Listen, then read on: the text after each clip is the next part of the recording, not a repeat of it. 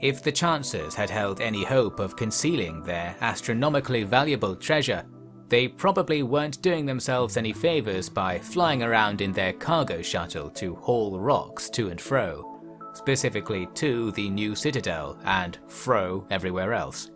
The denizens of the forgotten peninsula they were building on surely took note that something special was happening and began to draw up their plans to profit. Far above, the linchpin of the whole citadel gambit remained bedridden. Fumiko had at least progressed to sitting upright and eating without assistance. "That's impossible," she said to Boy and Holt. "You didn't go through the OPA records, did you?" Holt said. "Even down on the surface we heard something about a ship arriving, then blowing up everywhere."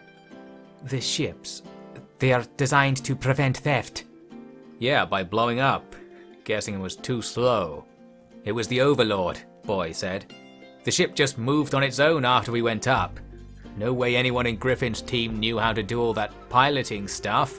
That was when the Overlord joined us and started the crusade." "If that is true, then..." Fumiko mumbled. "It's over for you. We're cutting you a deal," Holt said. "Help get Boy and his guys out of here, then you and the rest of the IPA can go back to wherever. It all ends nice and simple." "We cannot go back," Fumiko insisted. "They will kill us," she added after a while. "Sounds like the IPA we know and love." "We have to complete the mission." "No, you have to forget the mission and dying and just be one of us," Boy said. Fumiko stared at him with exhausted eyes. "And we saved your life, kinda," Holt added. Boy and Holt moved to leave, but Fumiko said, "This ship can't jump." "Needs more parts, right? No point worrying about that without the magic drive." "There are parts in orbit. Lots of parts. Our battleship destroyed many craft and small stations. If you look for debris, there will be fresh salvage." "Yeah? If you think it's worth checking out, I'll pass that on. Thanks, Fumiko. We'll be seeing ya." This tip from Fumiko led to some useful discoveries. She was right. The various debris fields in orbit of Reticort were more than the usual space junk. Entire pieces of ships hid in the haze of microparticles upon detailed scanning, packed with fuel, components, and all the rare chemicals involved in achieving stasis sleep. Which, might I remind you, their ship would need to make the decades-long journey to anywhere manageable. But searching through the debris for the right stuff got them in trouble. A certain particularly large piece of debris was more intact than all the rest, so intact that its engines were burning and weapons glowing. "That's a fighter! Sneaky spacer!" Issa reported at the helm. "Give the shield a kick!" Est shouted to Boy, who clanked his boot against the edge of the round grey generator. The lights flashed, then there was a very loud buzzing noise coming from all directions. The shield generator shook its casing, then folded in on itself like wet paper, its metal instantly melting. "Survived their first salvo. That's a new high score," Issa said. Outside, a short and stocky cuboid, bristling with solar panels and slug cannons, was rocketing closer. Issa fired off the various lasers and plasma throwers tacked on to the Chancer's ship, but they just created patterns of lights around the fighter's bubbly shield field. "What's going on?" Boy demanded. "Don't you know an ambush when you see one?" Holt said. "That Fumiko, she wanted us to get caught in some IPA trap. And she got her way, if it's any consolation. Guessing she'll die too if we get added to the junk pile here." "Oh, no need to worry," Issa said, living her words indeed with a perfectly calm tone. "With our engines, I dare say we can outmaneuver them." A bang and a lot of crashing sounds echoed throughout the entire ship. "Left engines off on its own then," Est said. "Torpedoes chasing us." "What's that mean?" Boy asked. "It means you'd better hope you put this thing together very well," Issa said sternly. "Firing plasma again? Go find the heat sinks or something. Help us fire quicker." One of the ship's turtle flippers was flipping its way down to the planet's surface, courtesy of heat-seeking torpedoes stalking the debris field. But it wasn't all bad. The next volley of plasma stuff punched through the shields of the looming fighter and took a chunk off their engines as well. "Oh, better than expected," Issa nodded. "Right, now we're just going to race to blow each other up, so hang on. Might want to put a space helmet on actually." A battle ensued in which the two craft spat projectiles at each other, with explosions raking the hulls of both sides. The turtle ship lost another flipper, got a few piercings on the nose, and suffered a few minor air leaks in the forward section, if such a thing as a minor air leak can really exist in an eternal, all-consuming vacuum. Then a moment of fortune struck, as a Chancer plasma bolt punched right through the roof of the hostile box and happened to blow up their flight computer. The fighter stopped fighting right away, drifting seamlessly into the mess of deceased ships it had stalked. We won?" Boy dared ask. "Yes, in many ways," Issa nodded. "Although I don't like the look of this. The rear section is currently at 300 degrees and climbing." "We're trucking on fire!" Holt correctly deduced. The rear part of the ship was packed with radiators and heat sinks, vital for any power-hungry machinery to remain cool with no air whisking heat away from the ship. Shooting the lasers sank a lot of heat, to the extent that the very lining of the ship's hull had managed to catch fire. I won't bore you by repeating Paulo's lectures on the downsides of having a fire inside a confined volume of fuel surrounded by vacuum. It was a very bad thing. "Starve it out! Get a suit on and flush the back section!" Est barked. Apparently it was an order for Boy. Boy pulled space gear over himself and moved to the rear of the ship. He could feel the heat in the walls and doors even through his suit. The final stretch before the airlock was filled with smoke, zero visibility. He had to crawl along the floor to reach the handle that opened the airlock doors. This ejected the smoke and various poorly secured supplies out into the cosmos. Then, wielding a cosmic crowbar of sorts, he edged out to the ship's exterior. He pulled himself down the tethers to the rear left hull section, where the metal had been turned bright and soft by fires raging behind it. With a few blows he cut a piece of the hull away, which then prompted a blowout that would have knocked him all the way down to Reticot if it hadn't been for his tether. He was screaming quite a lot during this process, but that part can be left out of the story of how this knight in shining armor braved the lair of a fire-breathing beast. Finally, the battle was over. The ship still had at least some air and some people to breathe it. One of those people, Holt, had a few choice words for another, Fumiko. "Nice try, honey, but if you think we won't kill you, you're dead wrong," he began. Fumiko said nothing. "Looks like us Rim folk bested you again. How's that fit into your ideas about us, huh? We done enough to convince you we're trucking human yet?" "If we fail, everyone on our ship will die," Fumiko almost whispered. "Convince me to care first." "No, you do not need to care. I just thought you should know." "Thanks, and thanks for the tip. Real useful." I didn't think you would destroy the battleship." "Hardly a battleship." "What?" "I said hardly a battleship." "It was not there." "No. Wait, what were you expecting?" "Our battleship, it has cryopods. So I wasn't lying. It really does have what you need. You could have tried to win them as prizes in battle." "But your real plan was that it would turn us to scrap, including you." "There won't be much difference for me, whatever happens." "Not this again. We just lost the last guy who kept saying that. He saved the world. From you.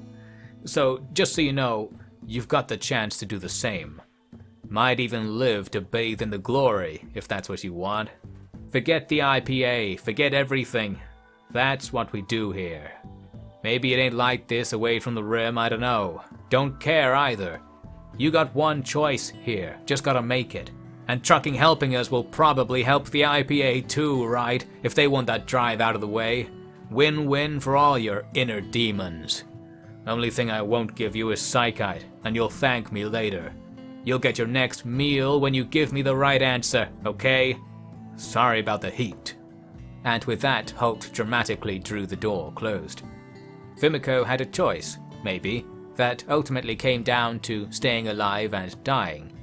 Even then, everything that was happening made it a hazy conundrum to ponder in that little room. Around her she heard the sounds of a ship being put back together. Whether her tip about the debris field had been a pure trap or not, there really was now a massive amount of free material to hoover up and weld to the sides of the ship. Boy became quite the experienced spacewalker in no time, with Issa and Est even venturing out to bring home the broken bacon. There was easily enough material to accommodate the Tanaka drive in the ship, so at last that future bridge was pre-crossed.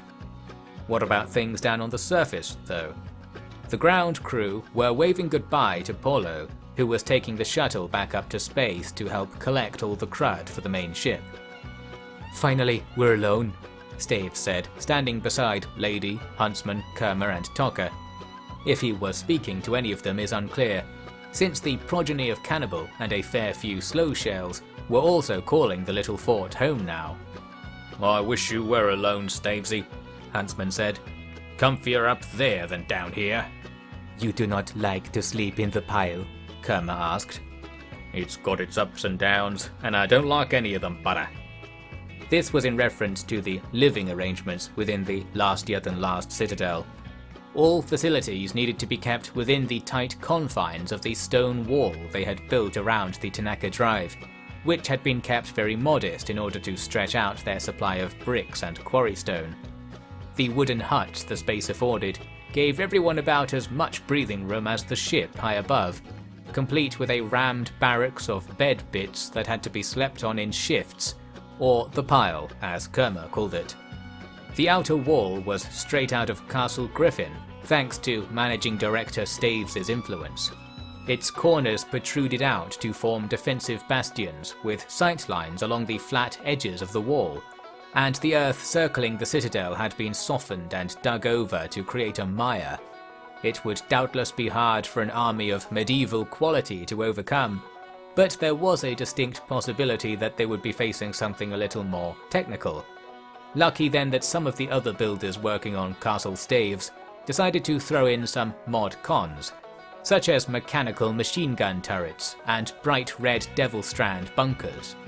Devil Strand was a fungus that had been cultivated back in the last castle, which was now being used as a primary building material to save time.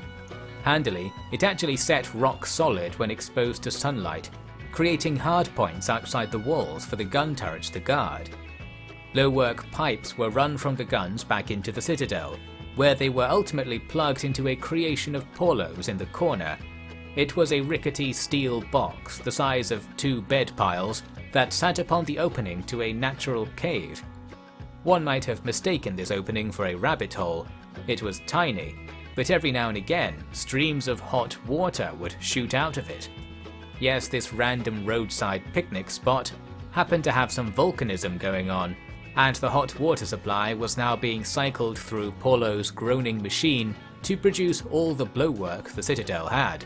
Enough to make a machine gun fire at the push of a button, and enough to install mood lighting for the pile. All this was built over a period of several weeks, during which time the ship above was patched back together and filled with all kinds of junk harvested from the debris fields. With not even a peep from the IPA anymore, it looked like things were coming together. They had a well-fortified magical MacGuffin, an escape ship that might just hold together as long as they didn't use it for re-entry, and they had tons of food, fuel and supplies from all of their salvaging. Now they just needed to somehow pull everything together and reveal their plan to the IPA by disentangling the Tanaka drive from the galaxy's stars, or whatever Fumiko was supposed to do in this operation. She, along with Boy, Holt and Polo, came jetting down in the cargo shuttle to admire the bristling defences of Castle Staves.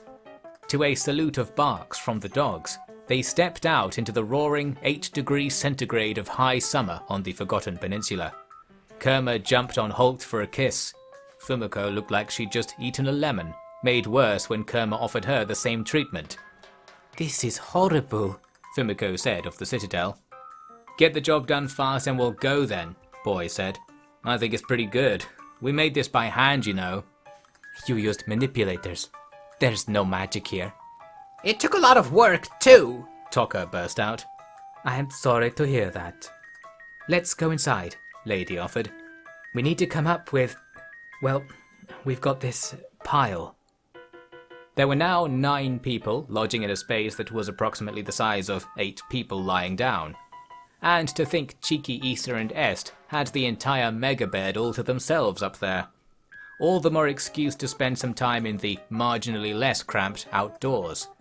The crew gathered around the centerpiece of the citadel in between all the huts, the smooth, cold Tanaka Drive. You really have it, Fumiko said, doing several laps of the thing. Honestly, we don't really know, Bara. We got this, whatever this is, Huntsman said. This is it. The IPA will come here. And we'll be gone, Holt said. Just disentangle it and we'll go. That was your mission anyway, wasn't it, Fumiko? Boy asked. Yes, the IPA wants this disentangled, because they can't disentangle their drive at the same time. I thought we didn't want them to leave. What about pieces? Staves asked. If they try it, we'll be there before them, Boy said. Just make the IPA go back to the inner passage, Taka said. Didn't you hear? The IPA's gonna kill them all if they go back in failure. And they failed here and at pieces. They're in trouble. Interesting to see the different styles, isn't it? Paulo said. In my time it was just the government running everything in each system. Now we've got the OPA, who don't even care what happens in their systems, and the IPA, who want it their way or not at all. Out of control. I bet the core systems can't even do anything about it. And that's where the Rim comes in, Butter, Huntsman said. Only place anyone's got the guts and firepower to sort all the paste from the pudding. Fumiko, you're gonna be better off here than ever, I bet. It is horrible here. You will still kill me if I do not follow your orders. We're not gonna kill you, Boy said. Truth is, I'm pretty sure none of us know what's going on with this thing. Either you help us, and we'll help you, or you can go your own way, and I'll just die here to stop the IPA going to pieces. That's enough for me. No idea what's gonna happen even if we get all this right. Feels like the Overlord's waiting to end this either way. Boy, I'll stay with you. We can't let them go to pieces, Lady said.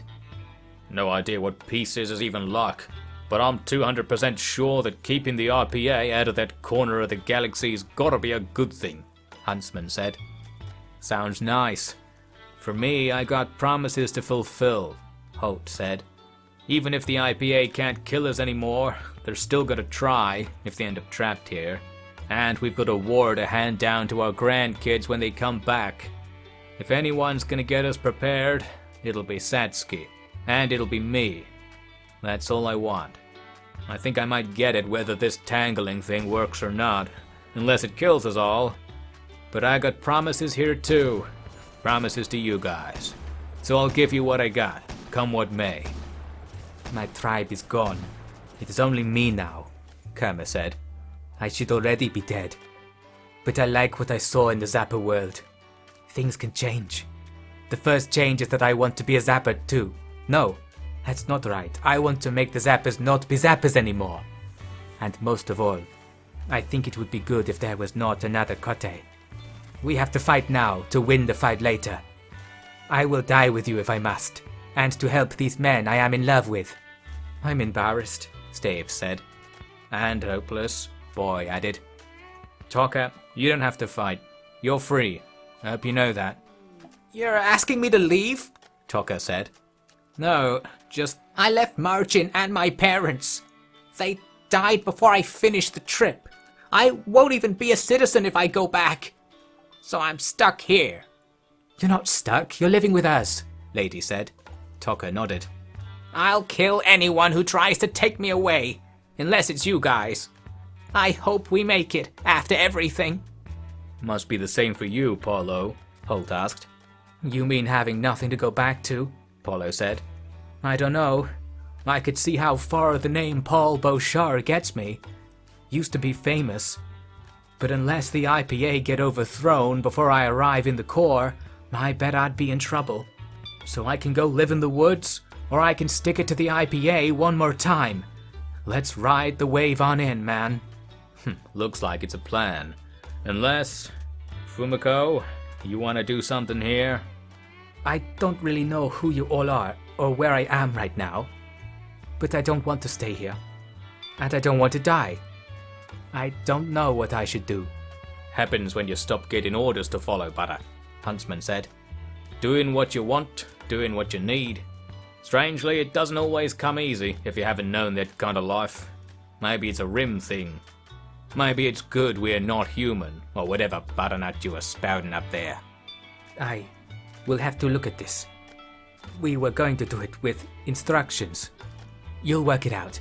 That's what we've been doing this whole time, Lady said with a smile.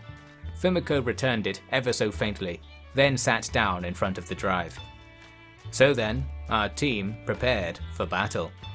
Be it to finish the crusade, to settle a grudge, to land a strike in 100 years' war, or just because it's where the roll-up left them, they faced the last gauntlet of the receding age of Kote, uncovering the deepest Hillikat and closing off a lost past to embrace an uncertain future.